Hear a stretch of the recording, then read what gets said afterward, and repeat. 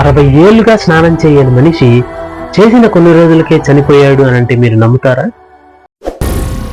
ఏం మాట్లాడుతున్నావురా? నరాలు కట్ అయిపోయింది.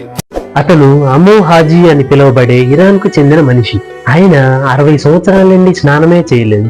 సబ్బు మరియు నీళ్లు రోగానికి కారణమవుతాయి అని భయపడి 1957-62 నుండి 2022 తన మరణానికి కొంతకాలం ముందు వరకు ఆయన స్నానమే చేయలేదు.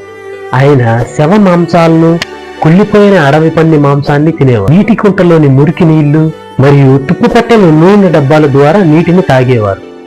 పెరుగుతున్న తన జుట్టును కాల్చి తీసివేసేవాడు. తనను తాను శుభ్రపరచుకోవడానికి పొగలో ఉండేవాడు.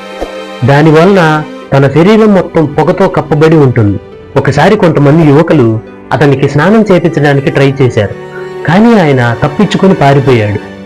ఆయన 94 సంవత్సరాల వరకు జీవించాడు. 60 సంవత్సరాల్లో మొదటిసారి ఆయన స్నానం చేసిన కొన్ని రోజులకే చనిపోయాడు.